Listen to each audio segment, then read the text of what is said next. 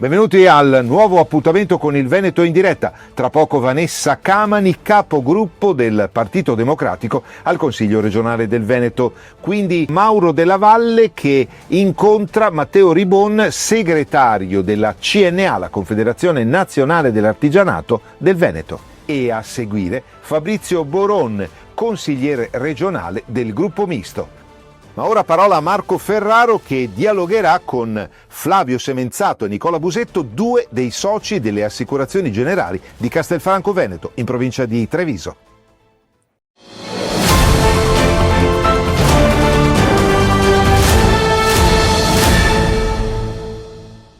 Benvenuti a tutti, buongiorno, bentornati con Lavoro in Corso, consueta rubrica di Veneto in diretta per dare uno sguardo, per dare una possibilità a coloro che dall'altra parte cercano di fare un passo avanti per cercare un'opportunità lavorativa.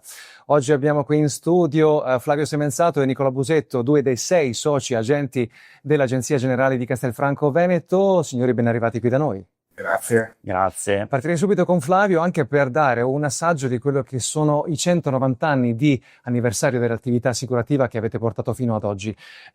Cosa significa per voi essere arrivati a questo anniversario, Flavio? Sì, allora l'agenzia nostra delle Generali di Castelfranco Veneto è una realtà storica e solida. Da oltre 190 anni svolgiamo la nostra attività sul territorio e da oltre 12 anni gestiamo l'agenzia di Cittadella e abbiamo tutta una serie di subagenzie che coprono in modo capillare una vasta area che comprende 14 punti vendita in cui operano circa 60 collaboratori. La nostra vera forza però non è solo la storia ma anche le persone. Il nostro personale è altamente preparato e specializzato. Particolare attenzione mettiamo alla gestione dei sinistri che per noi è il momento concreto che dimostra cosa significa essere dei partner di vita. Visto che si parla di futuro, Flavio, visto che si parla di prospettive, quali sono quelle del mercato assicurativo nei prossimi mesi, nel prossimo anno? Direi ottime, in quanto ad oggi il mercato assicurativo è in costante crescita, sia nei settori di investimento, previdenza, tutela delle persone e anche delle aziende, e ne sono testimonianza le notizie di cronaca relative agli eventi meteo, al welfare e alle garanzie catastrofali che stanno impattando su tutte le aziende e sulla salute dei cittadini. Nicola, lavorare per voi porta anche un ottenimento di significati. Qual è quello che volete dare alle persone che vogliono approcciarsi a voi? Sì, crediamo sicuramente profondamente nel valore dei giovani, come anche la nostra azienda, la nostra compagnia madre ci ovviamente sostiene e ci porta a credere. La nostra è un'agenzia storica, come mi ha detto prima il mio socio Flavio, ma siamo giovani nello spirito e anche nell'organico, che ovviamente si è rinnovato diverse volte dalla fondazione. Cerchiamo di approcciare il lavoro con uno spirito di serietà, ovviamente, con un approccio strutturato, ma offriamo anche flessibilità e soprattutto innovazioni in un campo dove forse le cose sono rimaste ferme per un po' di anni. Quindi noi crediamo assolutamente nell'investire nella nostra rete vendita, nel personale che lavora con noi. È vero che facciamo un'attività di lavoro commerciale e questo è sicuramente una caratteristica dell'approccio che abbiamo verso l'esterno e verso il mercato, ma lo facciamo cercando di costruire relazioni di qualità che durano nel tempo e quindi anche attraverso una consulenza che mira soprattutto a conoscere piuttosto che far emergere quelle che possono essere le esigenze assicurative del cliente in un contesto che, come appunto ha detto il mio socio, è in continua evoluzione e che quindi ci porta a numerose sfide. Lavorare in generale significa iniziare a fare un lavoro, a imparare una professione, seguiti da un tutor che ci affianca e affianca le risorse per tutto il loro percorso di inserimento, avere una formazione costante, diventare anche dipendenti di una delle primarie aziende in Italia, e al giorno d'oggi non è certamente cosa da poco, e ognuno dei collaboratori e dei colleghi che lavora con noi è messo dalla compagnia e dalle nostre risorse, dalle nostre disponibilità nella condizione di poter crescere sia nei valori e nei numeri, ma soprattutto anche nella professionalità, perché noi crediamo molto nello sviluppare questo lavoro con professionalità, proprio per portare vero valore aggiunto al cliente e non una semplice, perdonatemi, televendita di un prodotto prestabilito dal mercato.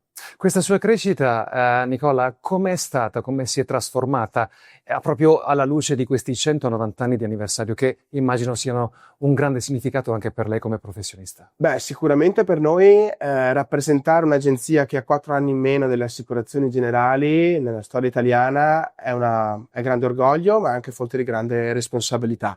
Quindi richiede sicuramente un impegno e un'attenzione magari un pochettino più particolare.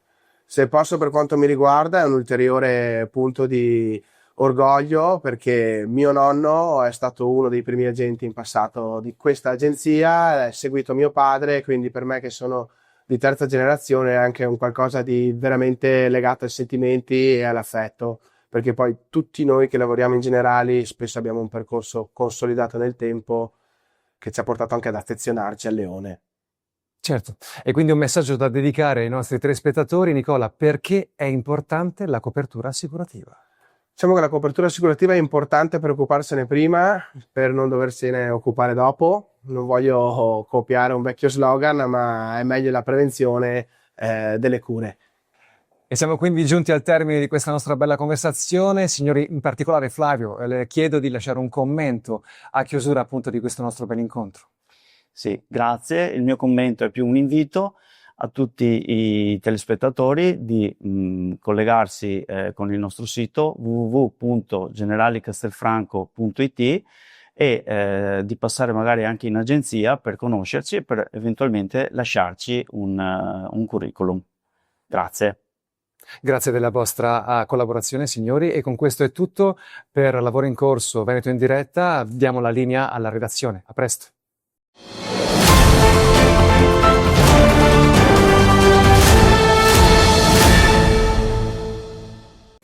Grazie dunque a Marco Ferraro e ai suoi ospiti Flavio Semenzato e Nicola Busetto, due dei soci delle assicurazioni generali di Castelfranco Veneto in provincia di Treviso. E ora parola a Vanessa Camani, capogruppo del Partito Democratico al Consiglio regionale del Veneto.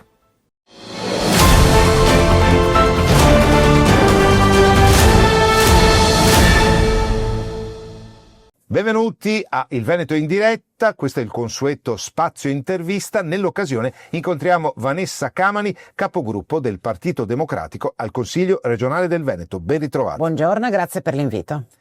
Siamo ovviamente in una fase cruciale di avvicinamento alle elezioni regionali, però rimane un mistero la figura che rappresenterà il centrodestra quando il vostro candidato Giovanni Manildo ormai è in campagna elettorale dalla fine di luglio. Sì, ma diciamo che ognuno fa la propria parte e risponde agli elettori delle responsabilità che si assume.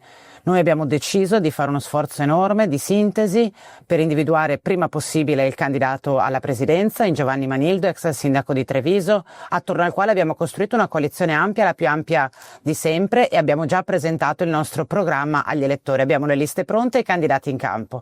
Il centrodestra, siccome ritiene che il Veneto non sia un territorio abitato da cittadini che hanno dei bisogni da essere soddisfatti, ma evidentemente un terreno di conquista, un poltronificio, si stanno occupando di questo e dunque non riuscendo a mettersi d'accordo stanno allungando moltissimo i tempi per rendere la competizione elettorale realmente tale, cioè animata e basata sul confronto tra proposte alternative. Fare una campagna elettorale con noi già pronti e senza l'interlocutore non è semplicissimo. Aggiungo però un elemento in più, perché un conto è la politica e un conto è la democrazia. Le elezioni si terranno il 23 novembre, è un fatto grave perché non si fonda sul giochi di potere, ma mina alle fondamenta appunto la partita democratica, quella più importante per una regione, che sono le elezioni regionali. Quindi diciamo che chi accetta questo gioco, cioè di far sottostare le regole democratiche al conflitto interno al centrodestra, io credo che non voglia bene a questa regione. Sì, non è un bello spettacolo quello che stanno fornendo, soprattutto da parte del centrodestra, in questo prorogare. Qualcuno dice, ma anche il centrodestra è ad una svolta, perché dopo 15 anni di Luca Zaia non ci sarà più Luca Zaia, però bisogna vedere se chi verrà dopo Luca Zaia vincerà.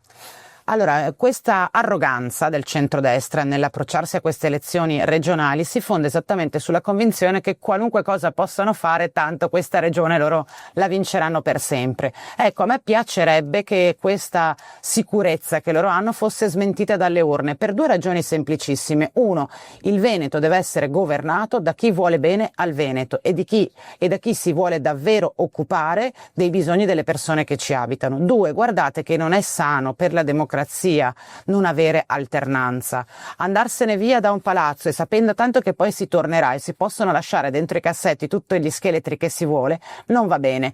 Penso che sia arrivato il tempo anche in questa regione che dentro Palazzo Balbi arrivi un'area nuova, una proposta politica nuova, un progetto nuovo per una regione che deve cambiare, perché è finita la stagione di Luca Zaia e ha l'opportunità di costruire una stagione che guardi finalmente al futuro. Noi ci candidiamo per questo.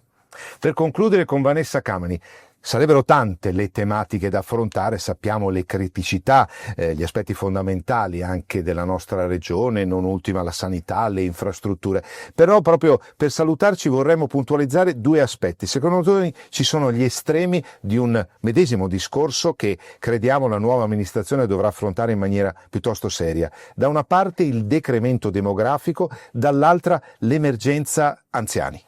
Ma intanto sono temi che sono oggetto di questa campagna elettorale, saranno oggetto delle intenzioni e dell'attenzione della prossima amministrazione regionali, sono stati comunque discussi moltissimo in questa legislatura e sempre sono inascoltati da parte della Giunta Zaia. Quindi oggi affrontiamo questi due problemi che hanno una dimensione aggravata rispetto a quando si sarebbero potuti affrontare per tempo e sono due temi che si tengono. Quando dicevo una nuova stagione, perché in questi 15 anni da quando è arrivato e ora che se ne va di Zaia, il Veneto è profondamente cambiato sotto il profilo demografico, sociale, culturale, politico, produttivo. Ora bisogna raccontare, inventare, pensare e proporre un'idea di Veneto diverso che tenga conto dei fattori drammatici di cui lei ci parlava.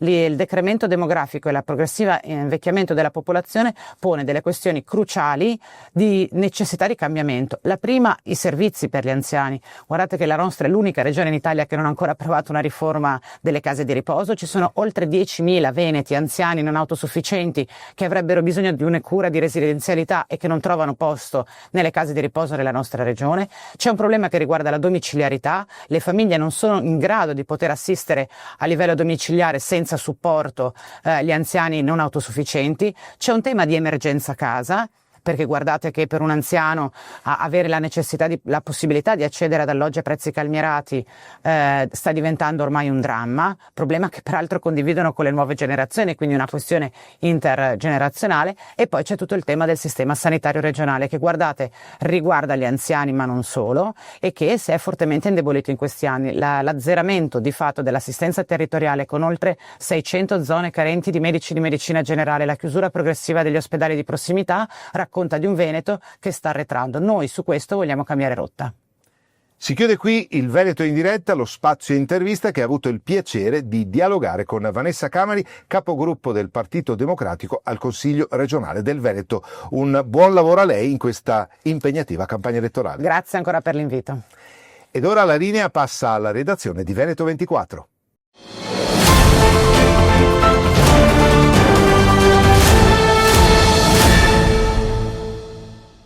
Grazie dunque a Vanessa Camani, capogruppo del Partito Democratico al Consiglio regionale del Veneto, ed ora passiamo a Mauro Della Valle che incontra Matteo Ribon, segretario della CNA, la Confederazione Nazionale dell'Artigianato del Veneto.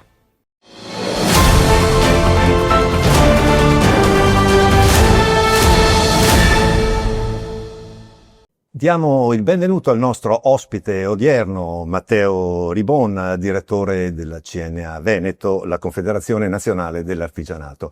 Direttore, abbiamo avuto modo di ascoltare in questa trasmissione il vostro presidente regionale Moreno De Col, che insomma ci ha già illustrato un po' il mondo dell'impresa artigiana e in particolare quella rappresentata dalla CNA.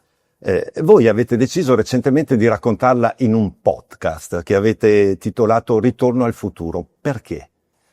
Abbiamo deciso di raccontare le storie di 10 artigiani, cercando di raccontare anche le operazioni che hanno contribuito al cambio della vita delle persone e soprattutto raccontare anche una dinamica di passaggio generazionale o di approccio nuovo all'impresa. Questo per dare un'immagine diversa dell'artigianato e soprattutto far capire anche alle nuove generazioni che l'artigianato è ancora un campo su cui investire e provare a fare impresa.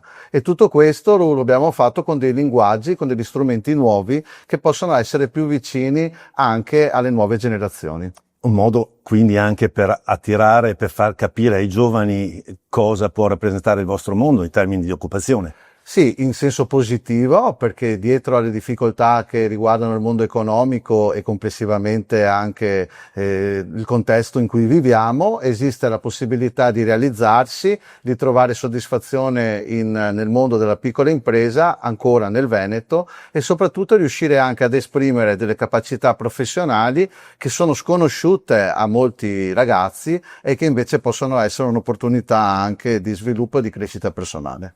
Ecco, ha parlato di contesto economico, questi prossimi mesi saranno abbastanza decisivi per capire che aria tira, non solo nel mondo dell'artigianato naturalmente, e specialmente alla luce dell'entrata in vigore dei dazi americani.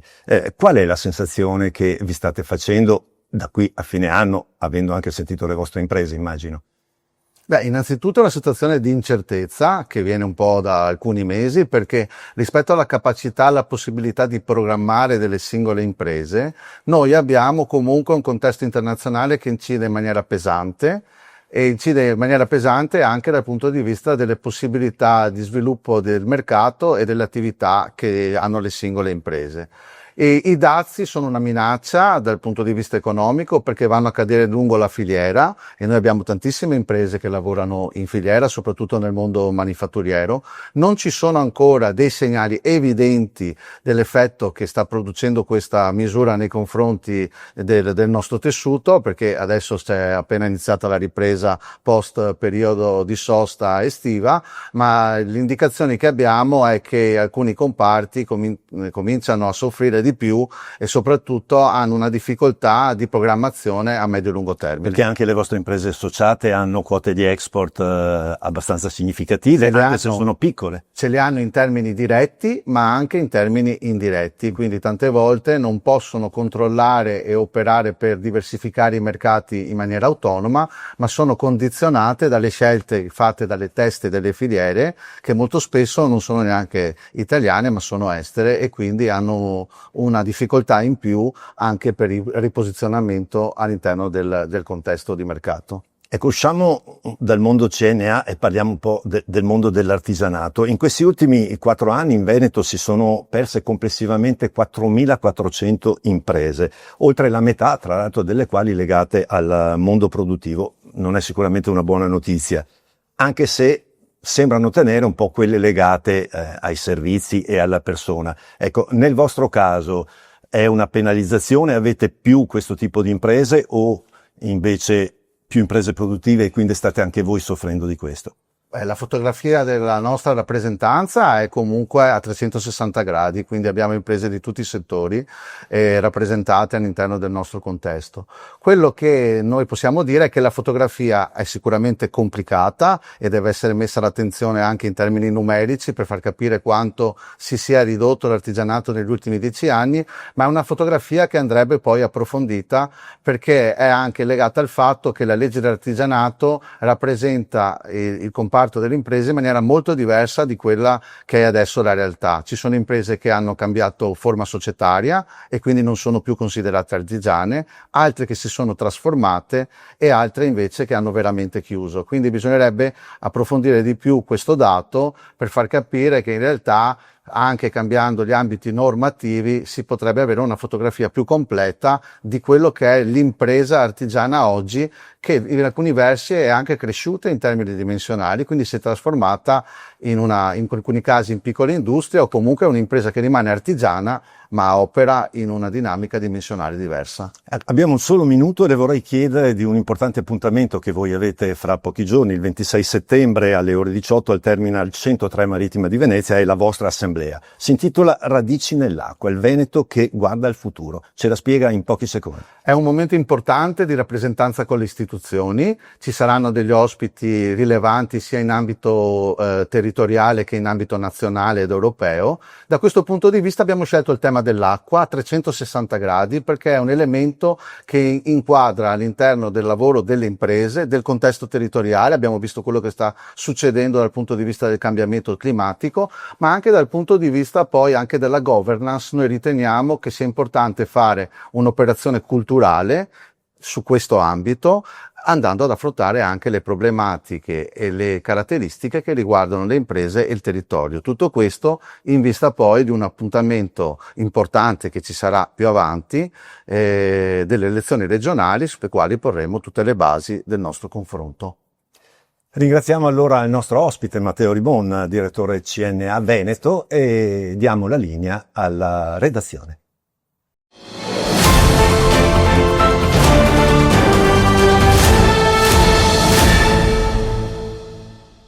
Grazie dunque anche a Mauro Della Valle e al suo ospite Matteo Ribon, direttore di CNA del Veneto. Parola ora a Fabrizio Boron, consigliere regionale del Gruppo Misto.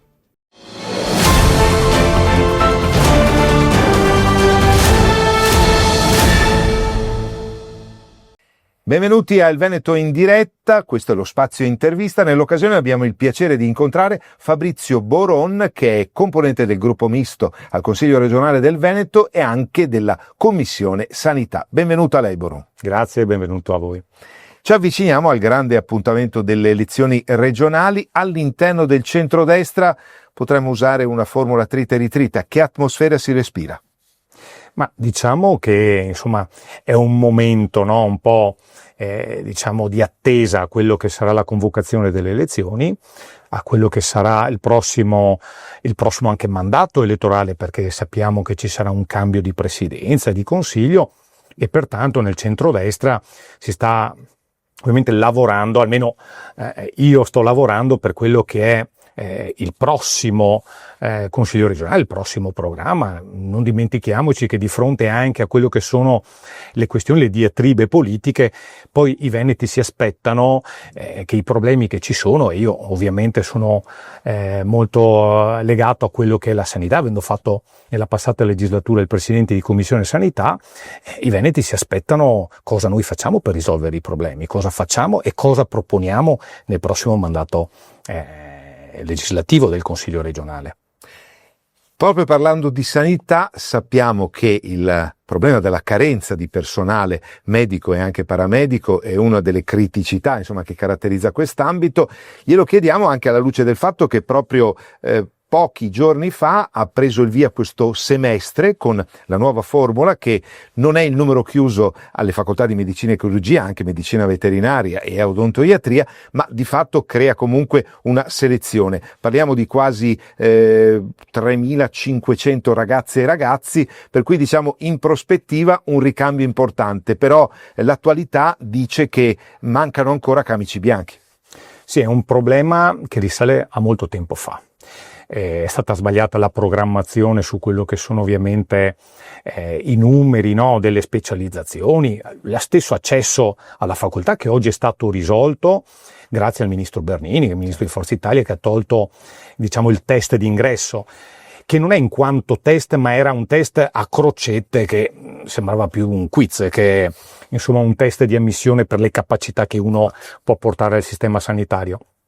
È un tema dibattuto da molto tempo, si è sbagliato nella programmazione, adesso si cerca di correre ai ripari per quello che è la necessità ovviamente di avere medici, di avere infermieri, di avere professionisti della sanità che sappiano ottenere l'eccellenza sanitaria che qui in Veneto abbiamo.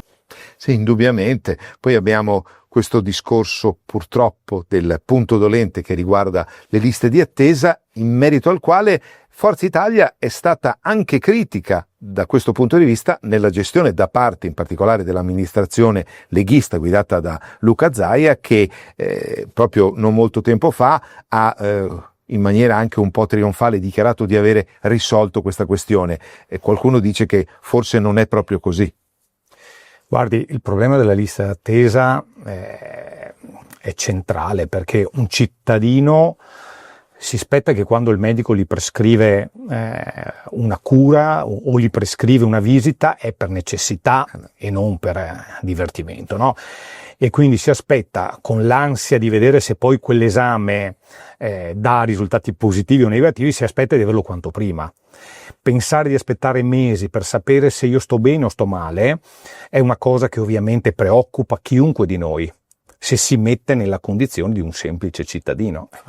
Io è quello che ho sempre detto in Commissione Sanità di fronte all'assessore, e ho sempre detto che quando si parla di liste attesa non può essere un discorso di numeri, di statistica, ma deve essere un fatto oggettivo e pratico. Ad esempio su quello che è il sistema di funzionamento del CUP. Ecco, chiunque può provare, alza la cornetta, chiama un CUP e sa che le prime risposte che trova sono: non c'è posto richiami, oppure la metto in lista di galleggiamento. Ecco, sono due metodi, due modi per far sì che non cresca il dato della lista d'attesa, perché non vanno ufficialmente nella lista d'attesa. Però è un modo dilatorio che non risolve il problema. Noi abbiamo la necessità su questo contesto di investire. E guardi, ad esempio, nell'ambito veneto, dove c'è anche un fattore privato accreditato, convenzionato, che poi alla fine funziona come fosse sistema pubblico, molto performante, ecco, c'è bisogno che questa sinergia, nei momenti di difficoltà come quelli adesso, sia implementata, sia rafforzata. Noi non è che un cittadino, se va a farsi la visita all'ospedale o va in una clinica privata convenzionata accreditata, dove paga il ticket normalmente, non è che fa differenza, no. Ma gli interessa che questo avvenga quanto prima. Ecco, noi su questo sistema abbiamo bisogno di creare una sinergia forte e non di creare scontro, perché la cura dei cittadini viene prima di tutto di quello che è un fattore ideologico. Grazie per questa precisazione. Si chiude qui il Veneto in diretta spazio intervista, che ha incontrato Fabrizio Boron, componente del gruppo misto e anche della Commissione Sanità. Grazie a lei. Grazie a voi. Ed ora la linea passa alla redazione di Veneto 24.